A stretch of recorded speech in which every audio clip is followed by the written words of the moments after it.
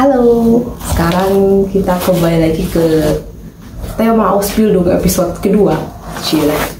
Nah, sekarang hari ini gue mau ceritain tentang ngapain aja kalau lu Ausbildung Koki di Jerman. Yang pertama, bakal dibagi dua kan, bakal ada teori dan juga praktek. Kalau waktu gue dulu sih 3 minggu kerja di Betrieb atau praktek dan 1 minggu sekolah atau ya belajar seperti biasa di kelas gitu. Nah tapi setahu gue Ausbildung Koki sekarang ini berbeda. Jadi mereka 2 minggu kerja di Betrieb dan terus 1 minggu sekolah. 2 minggu kerja di Betrieb, 1 kali sekolah. 2 minggu kerja di Betrieb, 1 kali sekolah, kayak gitu terus. Betrieb itu apa sih? Nah, Betrieb itu adalah satu firma atau perusahaan atau restoran atau hotel yang menaungi lu gitu, yang kayak yang ngasih lu gaji, yang ngasih lu kerjaan. Nah, itu sih.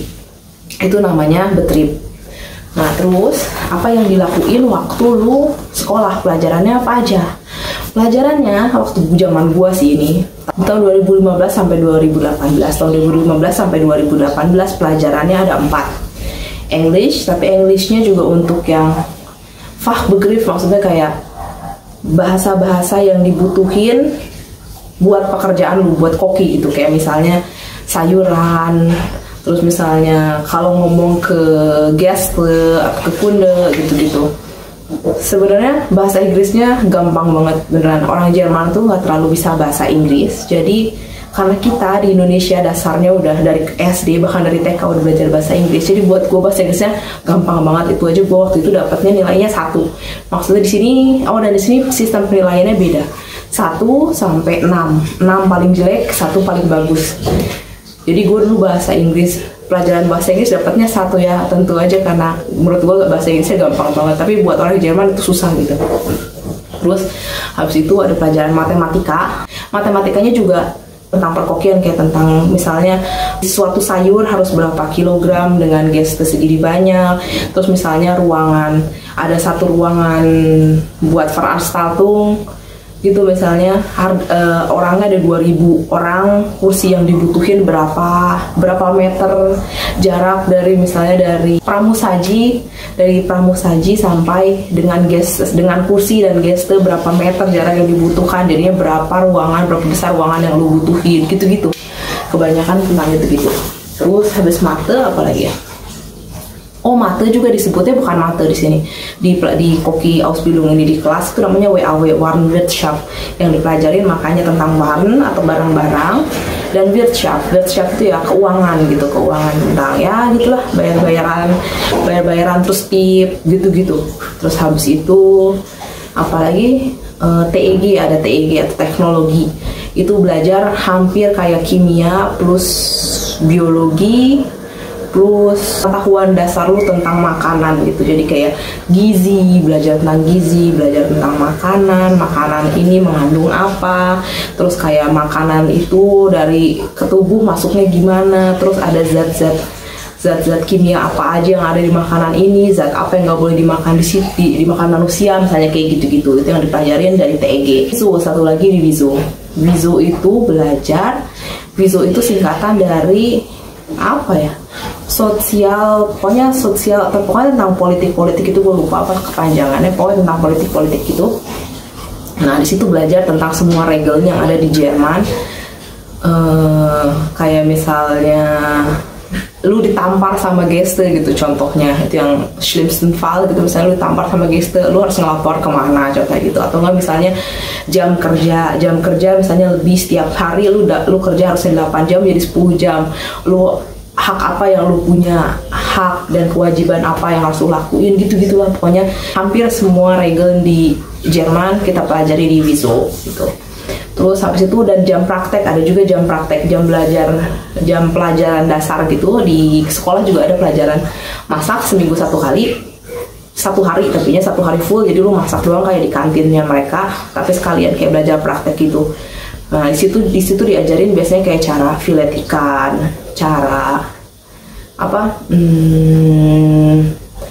potong ayam bagian-bagian, atau nggak dari babi satu utuh gitu dipotong menjadi bagian-bagiannya gimana. Di situ di praktek itu, walaupun di Betrieb juga kadang-kadang kalau misalnya mereka lagi butuh masak babi gitu, lu juga bakal diajarin. Tapi di sekolah diajarin kayak gituan di prakteknya. Terus habis itu ada apa, komputer, pelajaran komputer juga ada. Itu pelajaran komputer juga dasar banget coy. Kalau di Indonesia menurut gua itu pelajaran di Asia memang terlalu menggilakan ya. Anak kelas 3 SD udah pada bisa Excel gitu. Nah kalau di sini tuh pada nggak bisa, nggak terlalu bisa. Bahkan yang biasa banget aja sama dengan Zoom gitu aja mereka banyak yang nggak tahu. Makanya jadinya buat mereka pelajaran komputer tuh sulit kayak gitu. Kayak buat gue sih kayak ya udah ya, isi PC ya, kayak gue juga dapetnya 1 waktu itu. Terus habis itu udah selesai di sekolah sih. Di sekolah sih udah gitu doang. Oh nantinya di tahun selesai di tahun pertama lu Ausbildung mau ke tahun kedua ada yang namanya Zwischenprüfung. Di Zwischenprüfung ini lu bakal masak. Pokoknya lu kayak tiba-tiba masuk ke satu ruangan. Pertamanya ada ujian tertulis dulu, tapi cuma tiga soal gitu dan nggak terlalu susah juga. Karena yang diujiankan cuma yang hal-hal dasar doang di ujian pertama ini, Zwischenprüfung ini. Terus habis itu udah selesai ujian tertulis, ada waktu istirahat dulu 30 menit. Habis itu lu masuk ke ujian prakteknya. Di ujian prakteknya lu bakal masuk ke ruangan. Misalnya lu dapat nomor 5 gitu. Lu masuk ke ruangan cari meja yang angka 5. Nah, di angka 5 itu ada satu kotak misalnya isinya barang-barang yang harus lu masak dari situ. Tapi masakannya juga yang ada di buku lu gitu, semuanya yang di dasar-dasar. Jadi nggak akan mungkin, bukan kayak Master Chef yang gila-gilaan, nggak, tentunya udah pernah lu pelajarin. Kalau gua dulu dapatnya bikin Herzogenkartoffeln, jadinya di kotak gua itu adanya dikasih kentang, ada sahne, ada butter. Nah, dari 3 ini lu mau bikin apa gitu, ada petersilie. Nah terus habis itu yang gue kepikiran bikin Herzogenkartoffeln, ya udah gue bikin Herzogenkartoffeln. Ntar gue liatin gambarnya di sini apa itu Herzogenkartoffeln. Nah terus habis itu kalau misalnya udah selesai, nanti 1 minggu kemudian atau 3 hari kemudian Betrip lu bakal dikirimin satu surat lu nilainya berapa gitu, nilainya bagus atau jelek gitu. Tapi Zwischenprüfung ini nggak ngaruh apa-apa sih, nggak ngaruh apa-apa buat kehidupan Ausbildung lu gitu. Maksudnya nggak berarti misalnya lu nilainya jelek terus lu bakal dikeluarin gitu, nggak bakal gitu. Kalau di Betrip gua yang dulu, walaupun nilai lu jelek, lu bakal tetap dibolehin Ausbildung koki gitu. Di tempat kerja gua yang sekarang, kalau misalnya Zwischenprüfung lu jelek, maksudnya di bawah 4, misalnya 5, 6, 4, 5, 6 gitu, lu bakal disuruh ganti Ausbildung. Jadi bukan koki lagi, tapi jadinya Küchenhelfer atau cuma yang ngebantuin di dapur gitu. Di dapur juga ada hierarkinya. Kalau misalnya di restoran gitu ada Küchenhelfer, ada student, ada Küchenhelfer, ada koki, dan ada Küchenchef tentunya. Nah, si Küchenhelfer ini tugasnya apa? Dia tugasnya motong-motong, kayak misalnya motong-motongin apa, bikin apa, motong-motong. Pokoknya semua yang lu butuh potong-potong, bersihin apa itu Küchenhelfer. Koki ngapain? Koki yang masak, koki yang ngolahnya, ngasih bumbu yang bikin enak. Gitu di Jerman kayak gitu. Nah, kalau di tempat kerja gue yang sekarang, Azubinya kalau misalnya mereka Zwischenprüfung yang nilainya jelek, mereka bakal dipindahin, ganti Ausbildung kokinya diganti jadi Ausbildung Küchenhelfer gitu. Gajinya gimana? Gajinya tentu beda Küchenhelfer sama koki, namanya juga Küchenhelfer cuma motong-motong, koki yang masak, jadi gajinya tentu beda. Walaupun pada akhirnya netonya hampir sama, karena di Jerman sayangnya Jerman tuh punya sistem sosial, pokoknya sosial gitulah. Jadi kalau gaji lu makin gede, lu pajak makin gede dipotongnya. Jadi kayak ya nggak ngaruh-ngaruh amat. Paling bedanya sama Küchenhelfer pada akhirnya mungkin di brutonya bakal tertulis misalnya 2.700 misalnya gitu.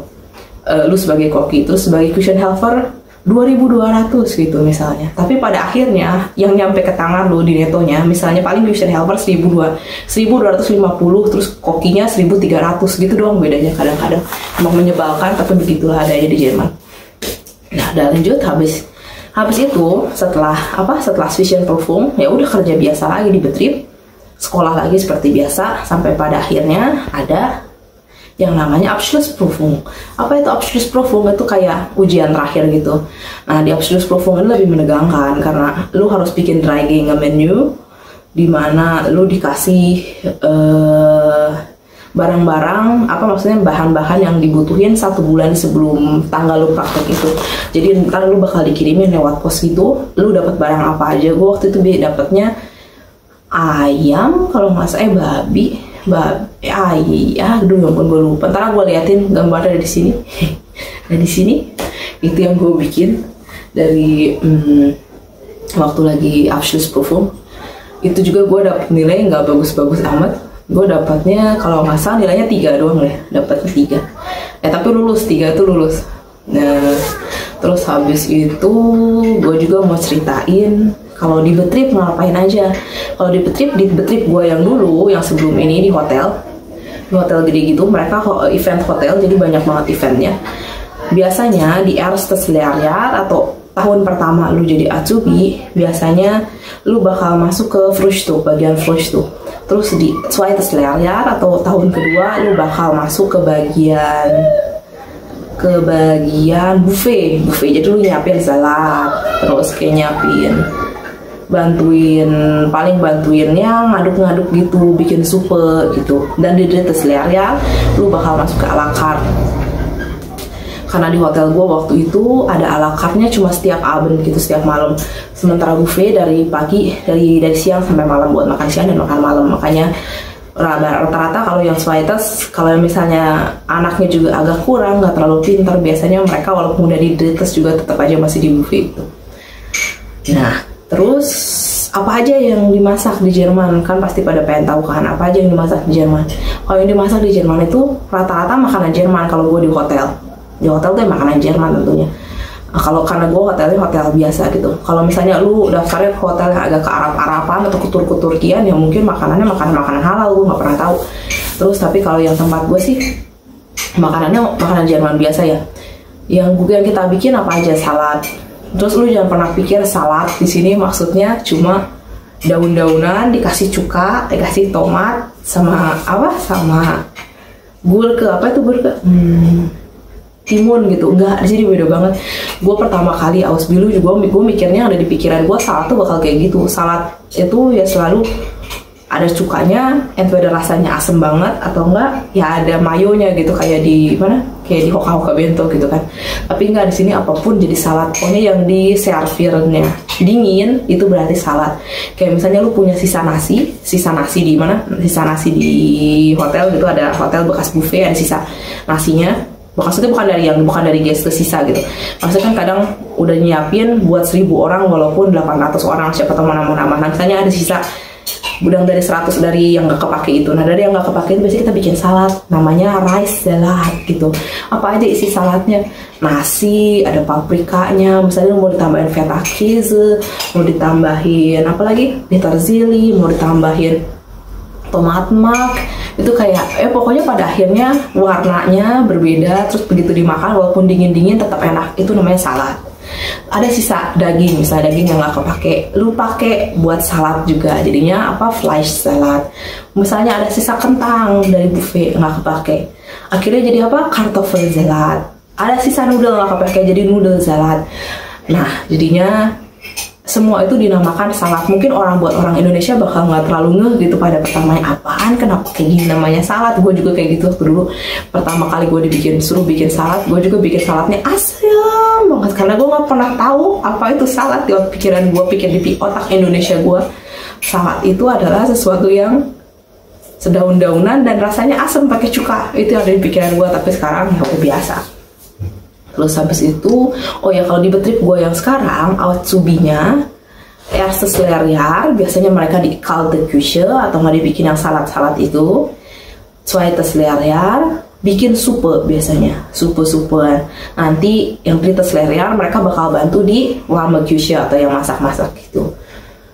Gitu bedanya. Jadi setiap hotel, setiap restoran itu bakal beda-beda gimana cara mereka cara mereka mempekerjakan Azubi. Ada juga yang emang lu dapetnya page gitu atau yang nggak hoki gitu, tempatnya busuk banget, lu bakal disuruh-suruh tiap hari cuma bersih-bersih, tiap hari cuma Frühstück, bisa kayak gitu. Tapi kalau tempatnya memang bagus, yang tempatnya memang beneran buat Ausbildung, lu bakal dipekerjakan sesuai dengan caranya gitu, sesuai dengan regelnya gitu. Terus habis itu gimana jam kerjanya di sana? jam kerja di sini selama gue Ausbildung enak sih, maksudnya kayak enggak sih waktu gue Ausbildung di hotel, nah itu juga setiap tempat kerja berbeda, nggak bisa disamain. Walaupun regelnya tertulis cuma 8 jam, tapi untuk gastronomi sayangnya boleh agak dilonggarkan gitu, walaupun tetap nggak boleh sampai melebihi batas banget gitu. Jadi gue waktu dulu sih kayak bisa, misalnya harusnya gue kan waktu itu kerja mulai jam 5.30, setengah 6 sampai jam 2 siang harusnya. Tapi karena terlalu banyak pekerjaan, gue nggak pernah pause.